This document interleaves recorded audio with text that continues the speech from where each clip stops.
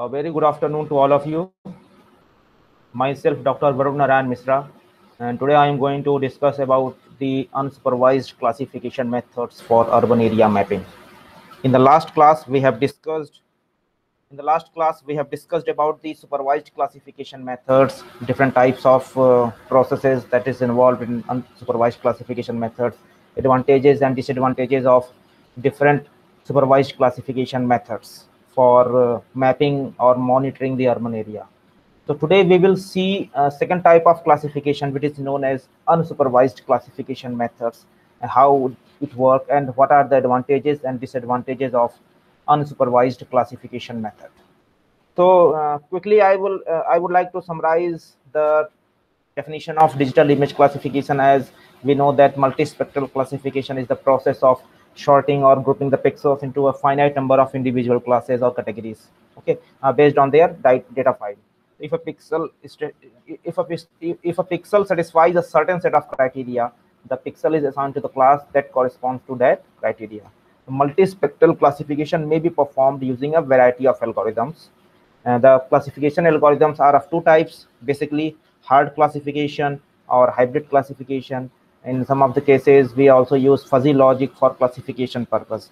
The hard classification includes supervised or unsupervised classification approach. We have already discussed different types of supervised classification approaches. And right now, today, we will discuss about unsupervised classification approach.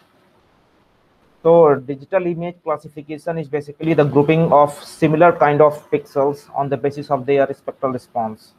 It is very much useful for the separation of dissimilar objects and assigning the class level to a pixel. Okay, so automatic categorization of the pixels of the same type, and we assign a class level to that pixel. This process is known as digital image classification, and the result will be the manageable size of the classes. Initially, the pixels are in the form of digital numbers. When we categorize or when we group the pixels of same kind, then it is very easy to manage the size of the classes. Now, this is the entire classification process. We will start from the selection of image data. That is a kind of remote sensing data set. Then the second step, we will define or we will create different training data sets or training signatures. Okay, then after we will use training and selection of the algorithms, we will see or we will check which classification algorithm is suitable for the classification, which method is suitable for this classification. After that, we will define the clusters in the feature space. That will be done by running the actual classification. Then we will classify the data and we will get the desired result. And then there is a validation process of the classified results. That validation will be done on the basis of some testing data sets or on the basis of some ground data sets that is also acquired using remote sensing data sets or remote sensing images. So this is the entire process of image classification. So now we are going to start about the unsupervised classification. So as all we know that it requires only a minimum amount of the initial input from the analyst, and all the numerical operations are performed that search the natural groupings of the spectral properties of the pictures. Okay, so in unsupervised classification, there are certain statistical or certain numerical operations are there that is used for the natural groupings, that is used for the categorization of the pixels of the same spectral response or having same spectral properties. So the user allows computer or machine to select the class means and covariance matrices that can be used in the classification. Once the data are classified, then the analyst or user attempts a post priori to assign these natural classes to the information class of the interest. And if some clusters may be meaningless because they represent the mixed classes, then we avoid these classes of these kind of mixed pixels. And the clustering algorithms used for the unsupervised classification generally vary according to the efficiency with which the clustering takes place. So two commonly used methods for the clustering algorithms that is used in unsupervised classification is chain method and isodata clustering. Using chain method or isodata clustering, we can perform the clustering of the same kind of pixels that can be used for unsupervised classification. So now we will see first what is chain method. So in chain method, it is defined as a operation of two pass models. That you can say it passes through the registered multispectral data set two times. In the first pass, the program reads through the data set and subsequently builds the clusters, and a mean vector is associated with each cluster. While in the second pass, a minimum distance to mean classification algorithm is applied to whole dataset or to whole satellite image on a pixel by pixel basis, so that each pixel is assigned to one of the mean vector that is created in pass 1. So the first pass automatically creates the cluster signature that will be used by the unsupervised classification. So this is the entire process of chain method. The chain method operates in two modes. In first mode, it passes through the registered multispectral images, multispectral remote sensing images, and in the second phase, it uses minimum distance to mean classification algorithm and passes on pixel by pixel basis, whereas each pixel is assigned to one of the mean vector that is created in the pass 1. So this is about the chain method. Okay, so in detail, we can see here in pass 1, that is a cluster building process, in which during the first pass, the analyst is required to supply 4 types of information.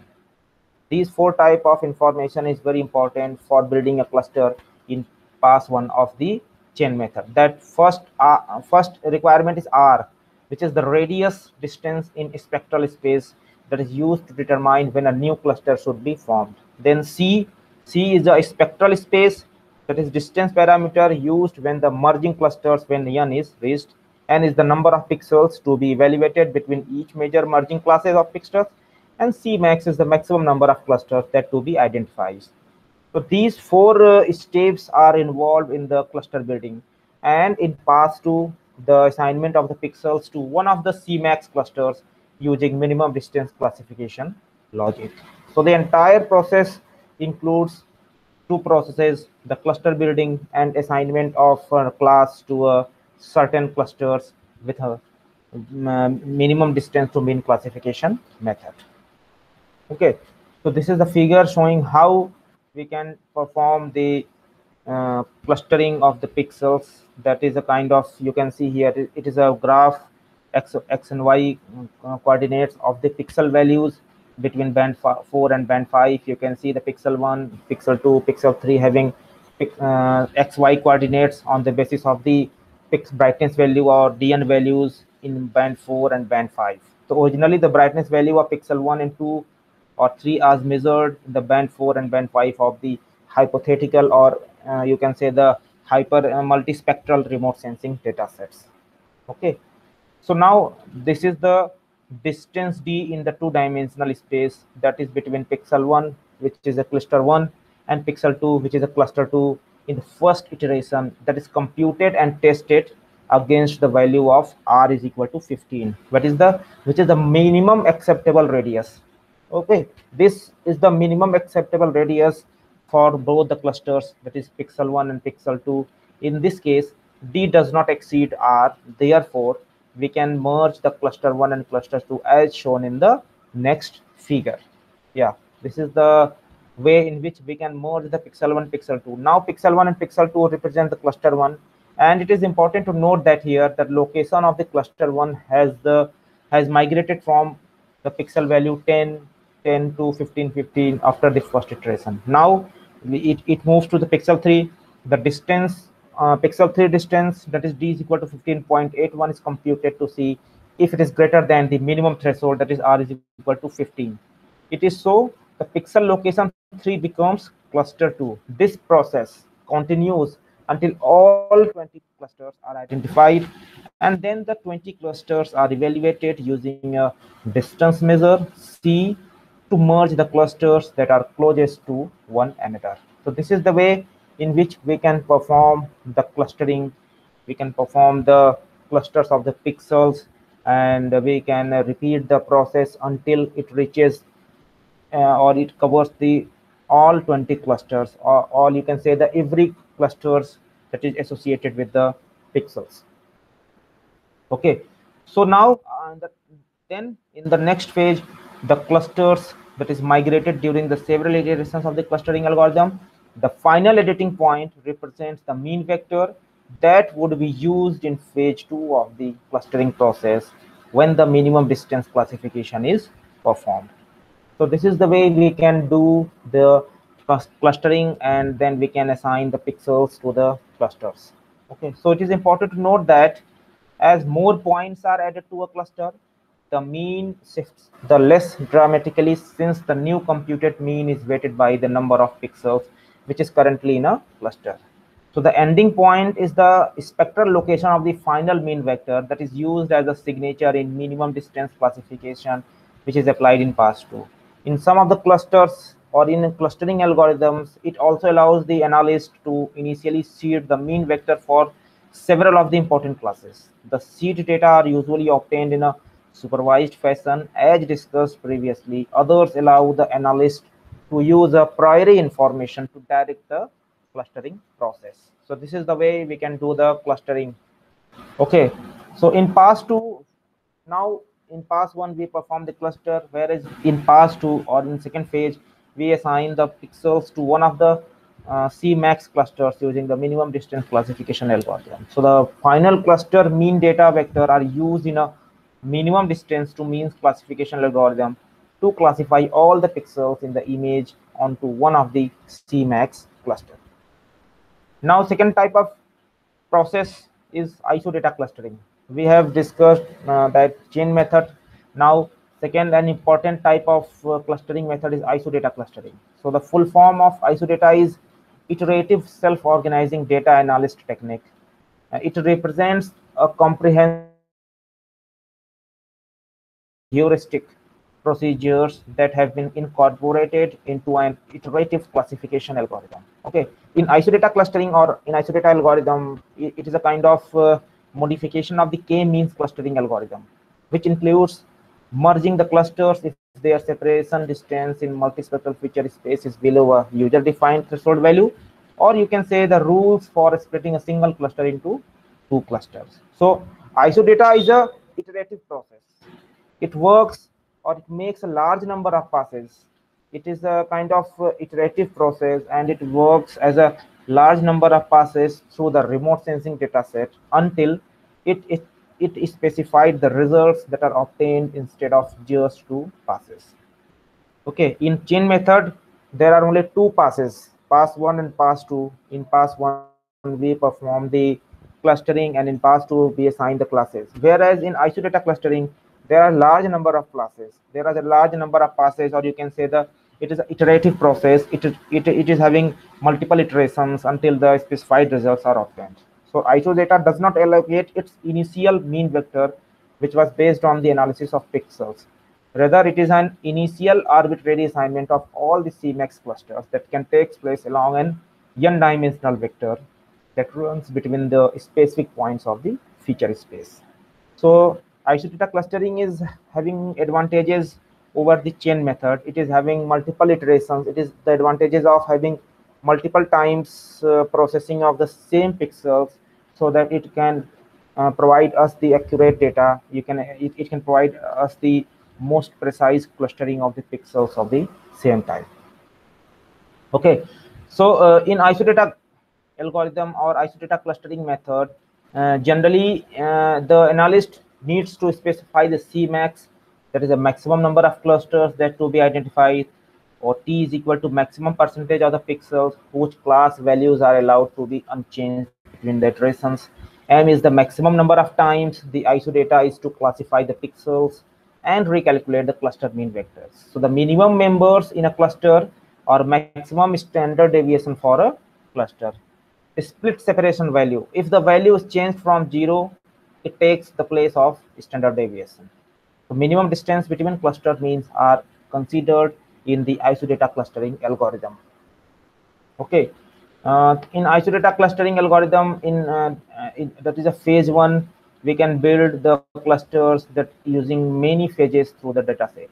So in the clustering process, the isodata initially distributes the 5 hypothetical mean vectors using plus minus 1 standard deviation in both the beginning and the ending point. And in the first iteration, each candidate pixel is compared, or it is used to compare for each cluster mean that assign to the cluster whose mean is closest in the Euclidean distance. During the second iteration, a new mean is calculated for each cluster that is based on the actual spectral location of the pixels that is assigned to the each cluster instead of initial arbitrary calculation. And the split merge assign the process that continues until there is little change in the class assignment between the iterations. The t threshold is reached or the maximum number of iteration is reached, that is m. So it repeats the process or iteration. It repeats multiple iterations until the maximum number of iterations is reached or the threshold value is reached, that is t, or maximum number of iterations, that is m. Okay, so this is the way in which we can see that how this isodata clustering builds the clusters. So in figure A, you can see the distribution of 20 isodata means vector are just one iteration, whereas the distribution of 20 isodata mean vectors after 20 iterations, the bulk of the important feature space, that is a gray background, is partitioned rather well after 20 iterations. So you can see the difference between the 20 isodata mean vectors or the distribution of 20 isodata mean vectors after 20 iterations. So it is very important to see the maximum number of iterations provide you the more informative clusters or provide you the most precise clusters of the pixels, so that it may be useful for unsupervised classification of the satellite images. Okay, so there are also the certain you can say the uncertainty is there. Maybe the sources of uncertainty in image classification, that the non-representative training areas, high variability in the spectral signature for land cover classes or mixed land cover classes within the pixel area. These three are the sources of uncertainties. Means when we perform supervised or unsupervised classification, whatever the classification method we are going to use, these are the sources of uncertainties. The results are affected by these of the factors. The first one is that the non-representative training areas. Okay, then second is very important, high variability in the spectral signature of the land cover classes. If the study area is having the classes which is very high variability in the spectral response, so it may affect the classification results, it may affect the classification accuracy. Or in third source is that the mixed land cover within the pixel area. It is there is a possibility that a same pixel is having multiple classes, a same pixel having the reflectance that contributes to the mixed land cover classes. So these are some of the sources of uncertainties that definitely affects the classification procedure or classification results or accuracy of your classified data. Now moving to the next slide. So how to evaluate the classification? Okay, so after a classification process, these methods are available for testing the accuracy of the classification. When we perform the classification, when we get the classified result, so in the next step we evaluate our classification results. So these are two methods that are available for evaluating the classification method. First one is thresholding, and in thresholding we use a probability image file to screen out misclassified pixels. And second one is accuracy assessment, that compares the classification or classified results to the ground data or any other kind of data sources. Now accuracy assessment is very important when we perform classification or when we derive any land cover data set or any classified product. So we need to assess the accuracy of the classified results. So accuracy assessment in general is used for comparing the classification to the geographical data sets that are assumed to be true. Okay, in order to determine the accuracy of the classification process, generally the assumed the true data are derived from the ground truth data. So in accuracy assessment, we compare the classified result with the ground data, that is also known as ground truth data, which was derived or which was collected from the ground. Then we compare the classified data with the ground data to see the or to accurate or to assess the accuracy of our results. Okay, so accuracy assessment or the assessment of the accuracy of the classified products based on the remote sensing images is one of the most important steps in classification process. Without an accuracy assessment, the output or results is of little value. We need to validate our classification results. We need to validate our classified product. Without this, it will not be of great significance. It will not be used for any further application or any further analysis. So in accuracy assessment, there are a number of issues that are relevant to the generalization or the assessment of the errors in the classification. Okay, these include the nature of the classification, sample design, or assessment sample size. Okay, so whatever the classification method we are using, or what kind of classification process you applied on the satellite images to get the classified product, it also affects the classification, or you can say the accuracy assessment of classification. What was the sample size? What was the sample size for the assessment? These are some factors that are responsible for the assessment, or you can say these are the factors that directly or indirectly affects the assessment of the errors in a classified product or in classified data sets. Okay, so first is that nature of classification. So what kind of classification we are dealing with, and what kind of classification methods we are using. So the nature of classification includes the class definition problems. It occurs when we try to extract the information from the image, such as tree height, which is unrealistic. If this happens, the error rate will increase. The first, we need to define the classes. The class definition is an important step when we are going to perform the classification. Okay, during the image interpretation, or after analyzing the image, the class definition or the definition of the classes may be problematic while we are trying to extract the information from the satellite images. Okay, so if this happens, the error rate will increase. Most one of the most commonly used or one of the most commonly arise problem in classifying the remotely sensed data is to use the inappropriate class labels. Okay, you have to use the appropriate class labels, such as cliff, lake, or river, all of which are landforms and that are not land cover. Similarly, a common error is that of using class labels which define the land uses. These features are commonly made up of several land cover classes. So first, we need to define the classes. Class definition is important. Then we need to use the appropriate class labels. We need to provide appropriate name to the individual classes. These features are most commonly made up of several land cover classes.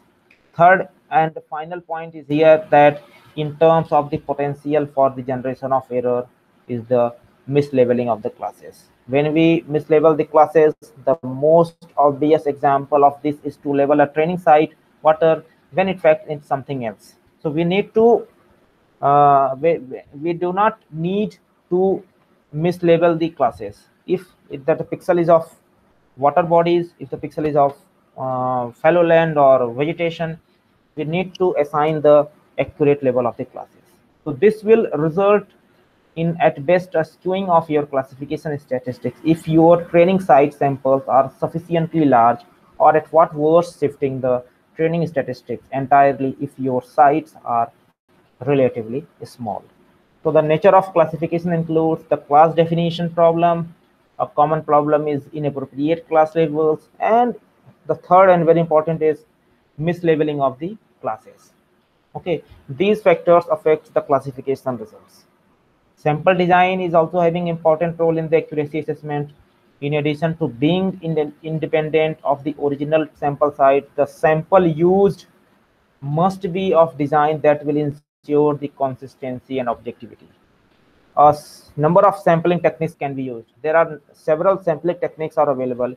You need to define the samples on the basis of some sampling technique. Either you can use random sampling or systematic sampling or stratified random sampling technique. We need to perform the sampling on the basis of some of the available methods of the sampling, that is random sampling, systematic sampling, and stratified random sampling. Of the three, the most important and most widely used method is systematic sampling method. Okay, when we use the systematic sampling method, this approach results in a sample distribution which favors a particular class, that is depend on the distribution of the classes within the map. Okay, so only random sample designs can guarantee an unbiased sample.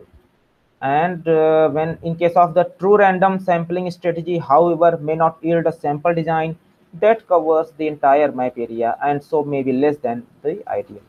In many instances, in many cases, it is found that the stratified random sampling strategy is the most useful tool, and in this case the map area is stratified based on either a systematic breakdown followed by a random sample design in each of the systematic subareas, or alternatively we can say through the application of a random sample within each of the map classes.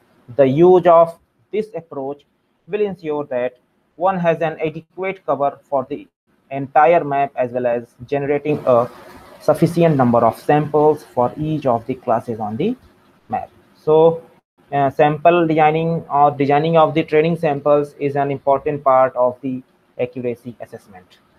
Now moving to the next slide.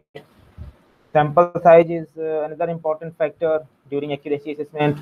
The size of the samples which was used must be sufficiently large to the statistically representative of the study area. Okay, the number of points which is considered necessary varies depending on the method that is used to estimate. What this means is that when we use a systematic or random sample size, the number of points are kept to the manageable number, because the number of points that is contained within the stratified area is usually high, that is greater than the 10,000, which is the number of the samples which is used to test the accuracy of the classes through a stratified random sample, which will be high as well, as so that the cost for using a highly accurate sampling strategy is a large number of samples. Sample size should be the representative of the study area. Sample size should be the representative of the uh, statistical information of the pixels, so that it can be used for the classification and accuracy assessment of the satellite images. So error matrix is a method for the accuracy assessment. Once a classification is done, after the classification, we need to have the sampled contingency table, which is also referred as the error matrix or confusion matrix. Okay, so confusion matrix is a type of table which is used to properly analyze the validity of each class as well as the classification as a whole. In this way, we can evaluate in more detail the efficacy of the classification. So error matrix is a approach, error matrix is a method to assess the accuracy. It is also considered, it is also known as error matrix or confusion matrix or contingency table. Okay, so this is the best way to evaluate the efficacy of the classification or the accuracy of the classification results of classified maps. Okay, so one way to assess the accuracy is to go out in the field and observe the actual land classes, that is a ground truth data sets at a sample of the location, and compare it with the classified products, classified results. So there are a number of ways to quantitatively express the amount of the agreement between ground truth classes and the remote sensing classes. Okay, so there should be good agreement between the ground truth classes and the remote sensing classes, which was obtained after the classification.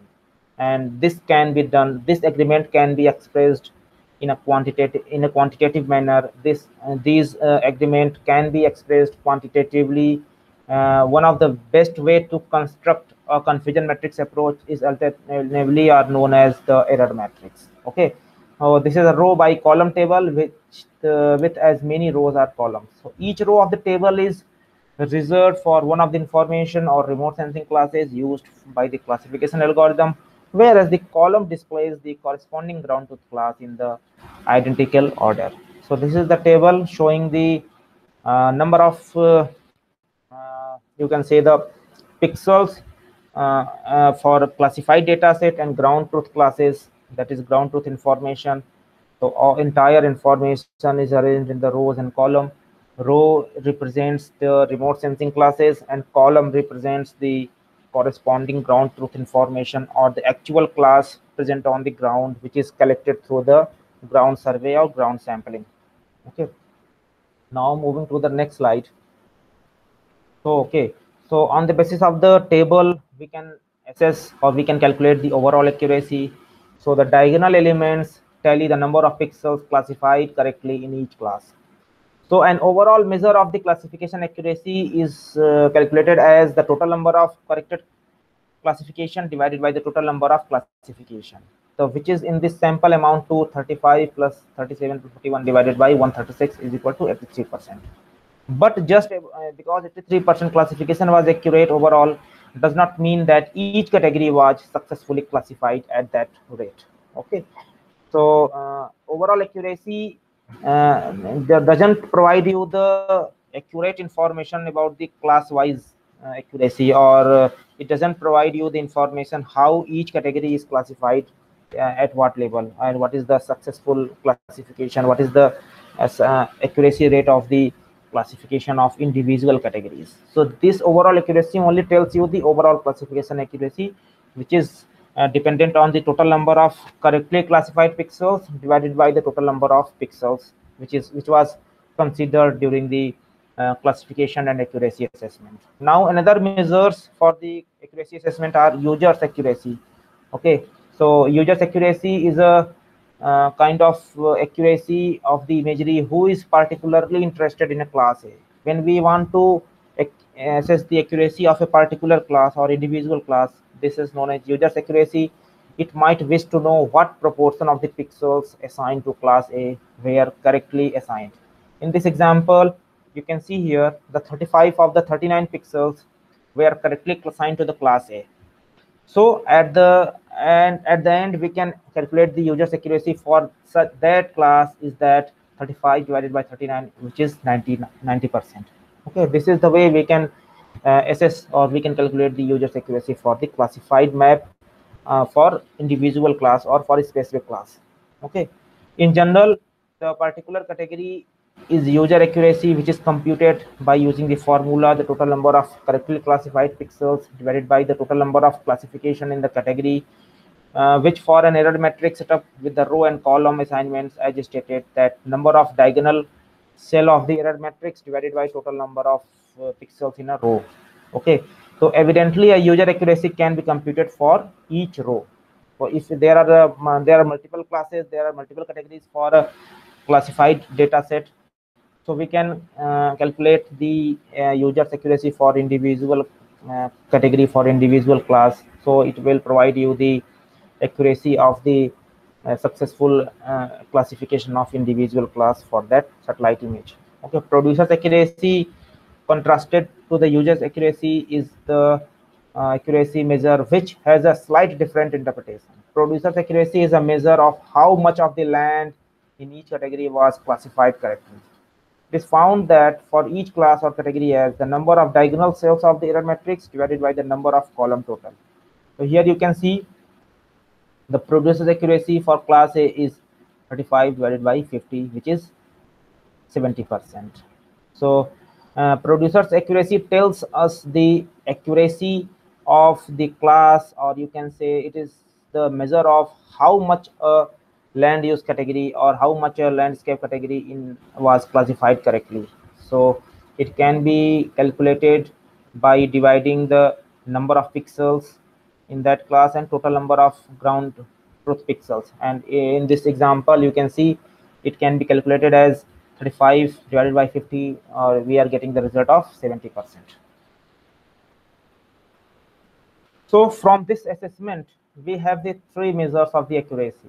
We have the three kinds of accuracy measures. That is overall accuracy, that takes no account of the source of error, that is error of emission or error of commission.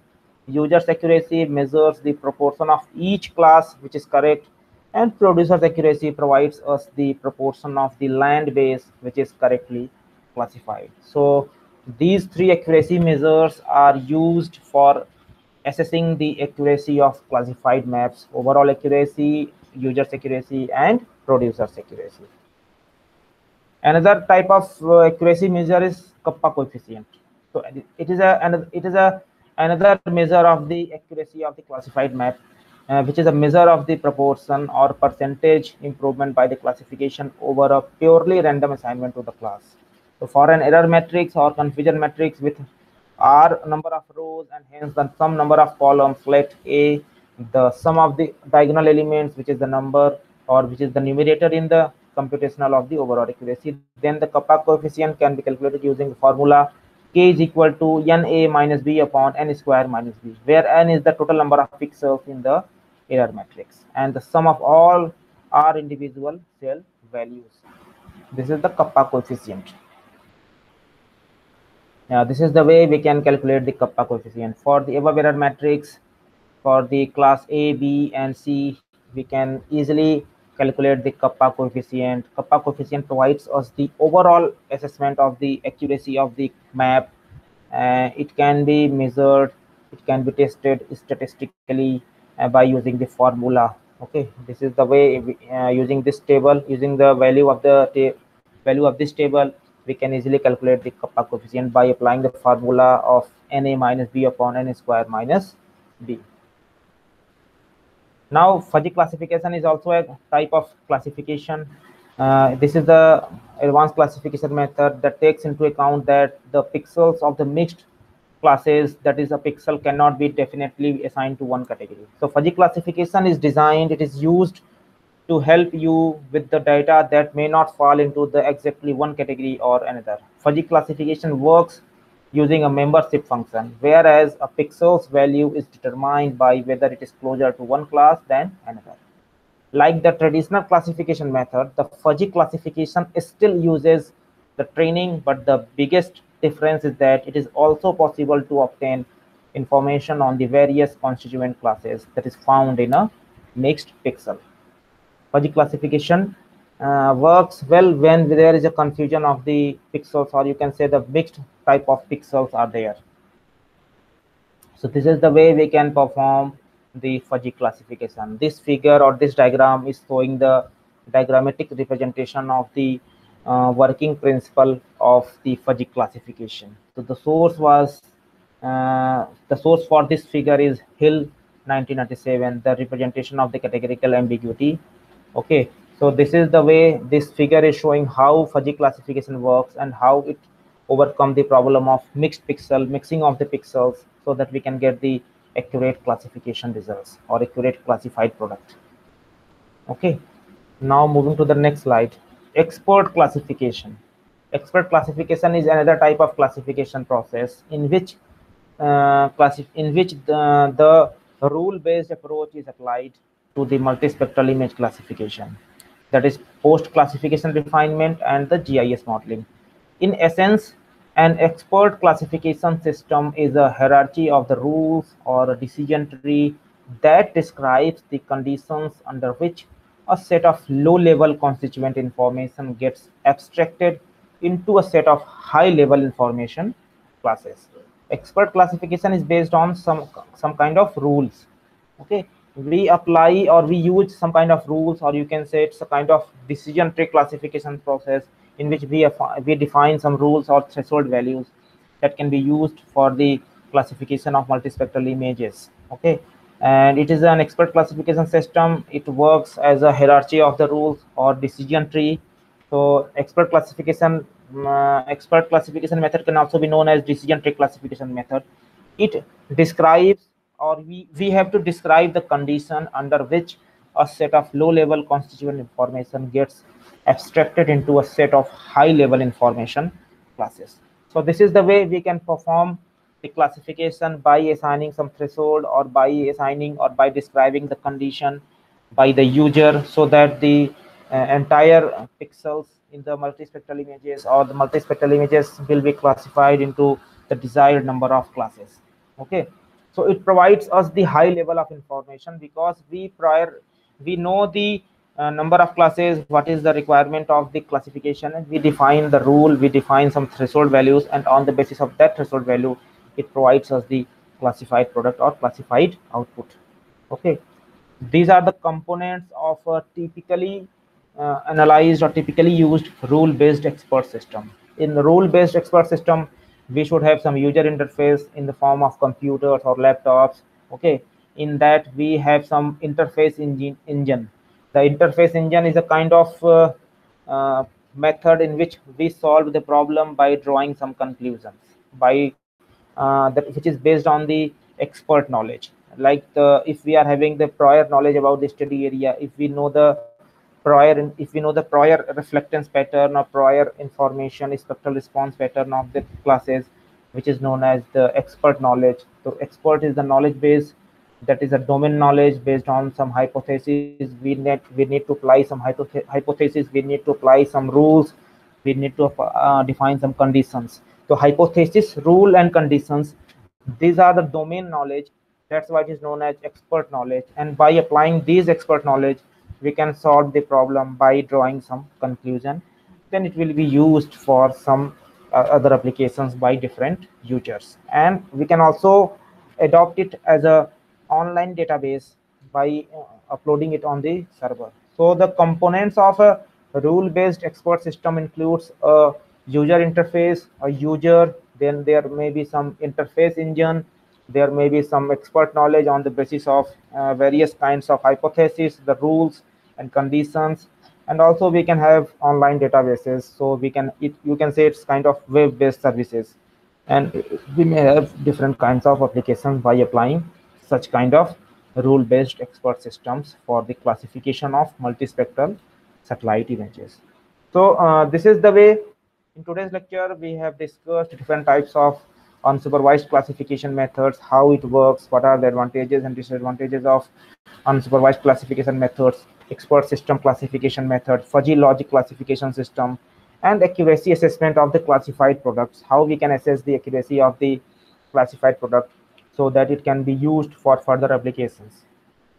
So this is all about the unsupervised classification methods that can be used for the mapping of urban area, or you can say it is used for mapping of the landscape into various land use land cover classes. And we can also assess the accuracy after applying the classification method, so that the information about the study area, either in terms of urban or non-urban area, it will be used for further planning, further mapping activities, or further any kind of sustainable development of that urban area.